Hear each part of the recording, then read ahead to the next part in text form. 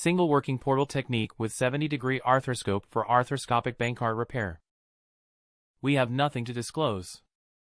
The patient is positioned in a lateral decubitus position. The posterior viewing portal is created. For the anterior portal, an outside-in technique is employed by inserting a spinal needle through the rotator interval located between the long head biceps and subscapularis tendon, followed by a stab incision. A cannula is then inserted through the incision into the rotator interval and subsequently into the glenohumeral joint. The Bankart lesion is carefully evaluated, and its mobility is assessed using a probe and grasper. The Bankart lesion is carefully released using an elevator, and additional refinement is performed using radiofrequency and a shaver until the labrum can be easily reduced with minimal tension. The 30-degree arthroscope is exchanged for a 70-degree arthroscope at the posterior viewing portal to facilitate a more comprehensive evaluation of the glenohumeral joint. This is because the 70-degree arthroscope offers a wider field of view compared to the 30-degree arthroscope. This view enables better visualization of anterior lesions that are challenging to observe with the standard 30-degree arthroscope from the posterior portal, such as an anterior labroligamentous periosteal sleeve avulsion lesion. The landmark for placing suture anchors is determined using radiofrequency ablation.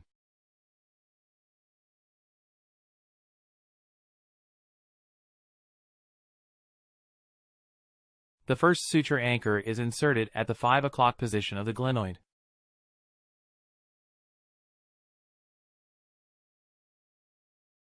To sew the capsulolabral tissue at the 6 o'clock position, a 45-degree curved suture passer is used.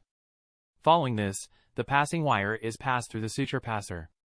The passing wire is advanced as far as possible, and then the suture passer is carefully removed from the cannula.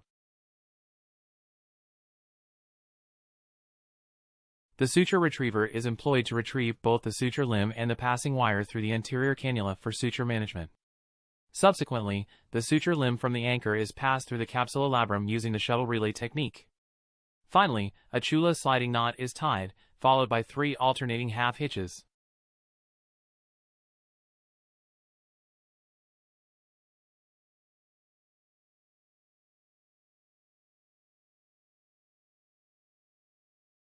The second and third anchor are placed at the 2 and 3 o'clock positions of the glenoid. Subsequently, the same process is repeated to shuttle the sutures and tie the knots. Post-operatively, the affected shoulder is immobilized with a simple arm sling for 4 weeks following the surgery. From the first day, active hand, wrist, and elbow activities are allowed, and supervised shoulder mobilization starts 15 days after the procedure. After 6 weeks, active assisted physiotherapy is recommended to achieve complete passive and active shoulder range of motion, as well as the ability to perform daily activities without difficulty.